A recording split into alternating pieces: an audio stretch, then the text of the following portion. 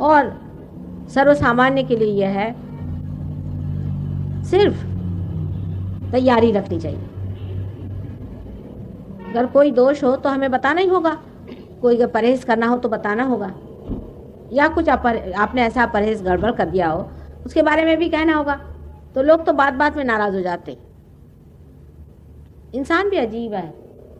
अगर मैं आपसे कहूँ कि मेरे लिए आप 3,000 रुपया लाइए तो आपको कोई हर्ज नहीं, आप ला के फौरन दे देते। लेकिन मैं कहूँ बेटा ये ज़रा गलत काम है, इसको ज़रा छोड़ दो, तो बड़ा बुरा मान जाएंगे, फौरन पंडाल छोड़ के चले।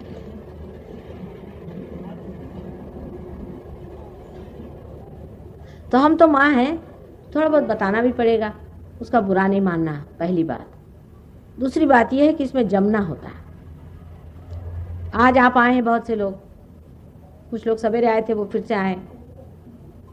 सहयोग में जमना होता है, क्योंकि जैसे एक पौधा होता है और उसकी जीवंत क्रिया होती है, उसे जमाना पड़ता है। पहले ही जैसे ही बीज अंकुरित होता है तो कितना कोमल होता है सारा कुछ मामला, उसको बहुत संजोना पड़ता है, संभालना पड़ता है। फिर जब पेड़ अच्छे से जम जाए तो फिर चाहे कितने भी जोर से हवा चले, कोई भी आफत आ जाए, कितना भी झंझावात हो जाए, कोई डर नहीं होता उसका। इसलिए ये चीज़ जानना चाहिए कि पाने के बाद आपको जमना है। तीसरी बात ये भी है कि बहुत से लोगों को भाषण सुनने की बहुत आदत हो गई। एक साहब आए थे, वो तो मेरे ख्याल से गुरु शॉपिंग करते हैं। उनसे मैंने पूछा, वो सब गुरुओं के पास जाए, मेरे पास भी ऐसे आगे झोला उठा करके, गुरु शॉपिंग हो रहा है, चलो यहाँ भी कुछ खरीद लो। सो यहाँ मामला और है, यहाँ कोई आप शॉपिंग नहीं कर सकते। भाषण से मैं नहीं संतोष पाती हूँ। भाषण ठीक है, उसमें भी आपकी कुंडलिनी मैं नचा रही हूँ और उठा रही हूँ, और पार जब तक आप नहीं होंगे तब तक मुझे संतोष नहीं होने वाला। और आप भी क्यों इस झमेले में फंसे हुए हैं, क्यों नहीं पार हो जाते? आखिर तो वही पाने का है, उसी को जानने का है।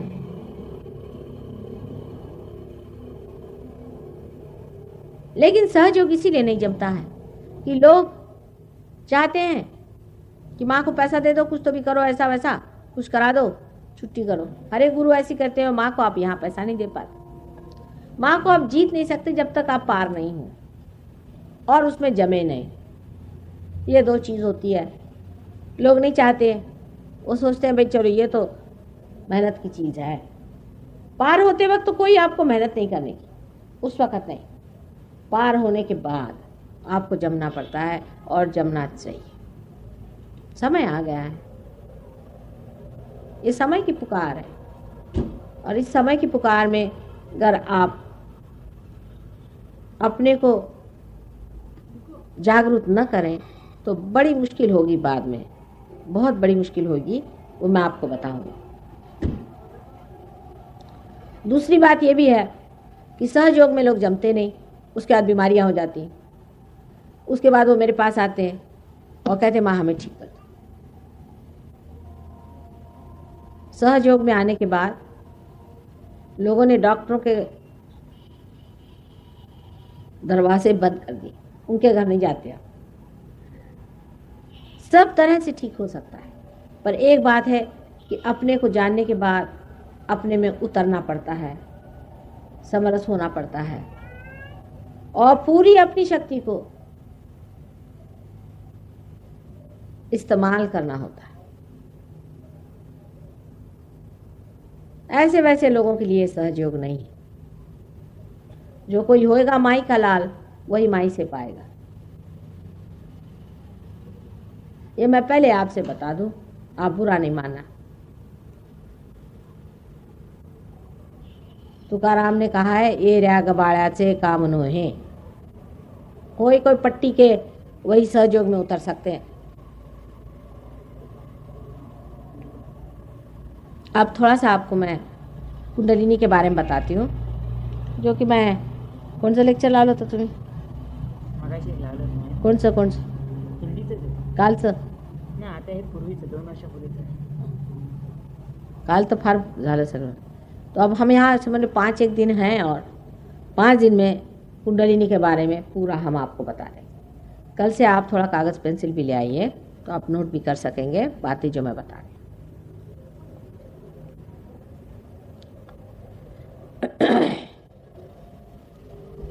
पहले तो आपको यहाँ सामने दिख रहा है, ये परमात्मा ने हमारे अंदर पूरी तरह से यंत्र बनाया हुआ है। अब यंत्र जैसे हम संसार की चीजों को देखते हैं, उस तरह का ये मरा हुआ यंत्र नहीं है, जीवंत यंत्र है।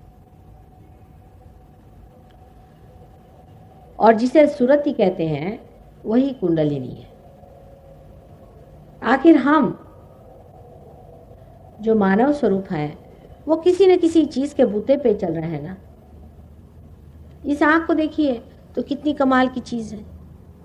सारे शरीर का चलन वलन कितना एफिशिएंट और कितना सुंदर है। सारी सृष्टि की रचना कितनी खूबी से की हुई है। ये सारी चीजें कोई न कोई ऐसी शक्तियां हैं जो गुप्त है। वो गुप्त इसलिए है कि हमारा जो ग्रोस अटेंशन है, हमारा जो जड़ चित्त है, वो उसे नहीं जान पाता। उसके लिए सूक्ष्मता आनी पड़ती है। ये सूक्ष्मता पाना ही सहयोग का लक्ष्य है। इस सटलनेस में उतरना ही सहयोग का लक्ष्य है, जिसे कहते हैं कि आपा को पहचानना, आत्मा को पहचानना। जैसे मैंने आज सवेरे बताया आपसे कि आत्मा को पहचाने बगैर आपका भ्रम टूट ही नहीं सकता और आप परमात्मा को जान ही नहीं सकते। जो कुछ भी आप उसके बाद में जानते हैं वो ज्ञान मात्र है, बोध नहीं है।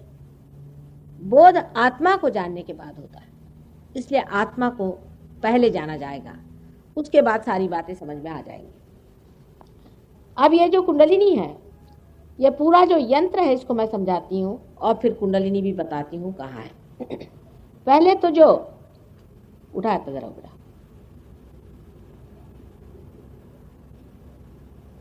एक एक करो। ये जो लेफ्ट हैंड साइड में आप देखिए कि सर के राइट हैंड साइड से जो शक्ति हमारे अंदर गुजर के नीचे में उतरती है लेफ्ट हैंड साइड में, ये शक्ति से हमारा अस्तित्व है, एग्जिस्टेंस है। ये सूक्ष्म शक्ति है, ये हमें दिखाई नहीं देती। ये हमारे सर से निकल के और हमारे रीढ़ की हड्डी में गुजर के और नीचे तक आती है। ये आंखों से ऐसे दिखाई नहीं देती, लेकिन जब रियलाइजेशन होता है तब आपको एक एक शक्ति मैं दिखा सकूंगी।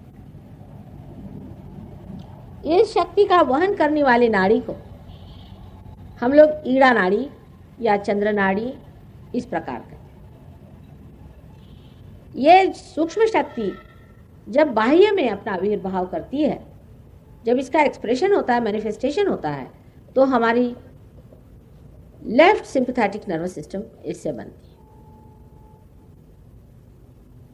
ये हमारे एग्जिस्टेंस की, हमारे अस्तित्व की शक्ति है। और जब ये शक्ति सुप्त हो जाती है तो हमारी मृत्यु हो जाती है। इसीलिए इस शक्ति को लोग संहार शक्ति भी कहते हैं। संस्कृत में इस शक्ति को महाकाली शक्ति कहते हैं। अंग्रेजी में इसके शब्द नहीं, क्योंकि अंग्रेजी में इस चीज का पता ही नहीं लगाया है कि इसके अंडरकरंट्स क्या है। सिंपैथेटिक और पैरासिम्पैथेटिक नर्वस सिस्टम के अंडरकरंट्स क्या है, उसका अभी तक पता ही नहीं लगा है साइंस। इसलिए इसके लिए अगर मैं महाकाली की शक्ति कहूं तो बड़े घबराने की बात नहीं, हम लोग कोई अंग्रेज नहीं है। और दूसरी जो शक्ति हमारे अंदर लेफ्ट हैंड साइड से गुजर करके और राइट हैंड साइड पे आ जाती है, इसे महासरस्वती की शक्ति कहते हैं। इस शक्ति से हम अपने शरीर का चलन वलन, शारीरिक क्रियाएं और बौद्धिक क्रियाएं, मेंटल एक्टिविटीज करते हैं। आप मेडिसिन में लेफ्ट एंड राइट सिंपैथेटिक का फर्क लोग नहीं लगा पाते, लेकिन ये दोनों दो चीज़ है। लेफ्ट से आपकी इमोशनल साइड होती है और राइट से आपकी मेंटल और फिजिकल साइड होती है।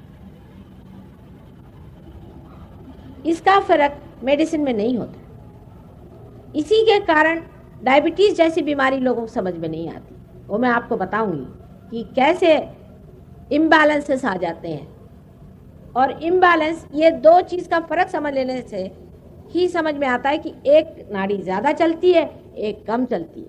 एक कम चलती है तो उसके कारण उसकी बीमारियां हो जाती है, और जो ज़्यादा चलती है उसके कारण उस पर एग्रेशन भी हो जाता है। इम्बैलेंस का सेंस जो है वो तभी आता है जब उसके दो सिरे आप देख सकते हैं।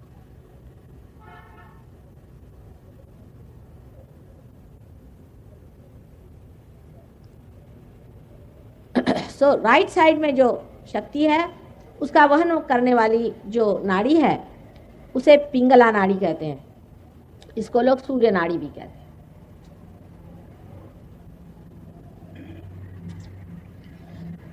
इससे राइट साइड की जो सिंपैथेटिक नर्वस सिस्टम है उसका प्रादुर्भाव होता है।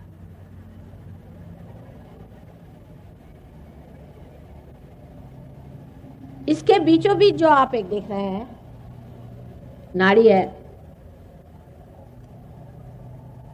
इस नाड़ी को सुषुम्ना नाड़ी कहते हैं।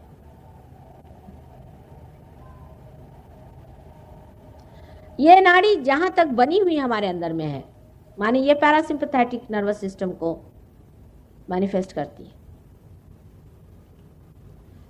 वहीं तक मनुष्य पहुंचा हुआ है।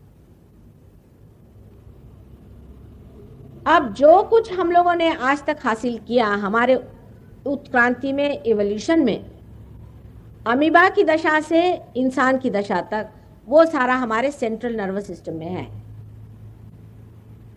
हमारी जो सेंट्रल नर्वस सिस्टम जो है वो समझ लीजिए इस सब का रिफ्लेक्टर है।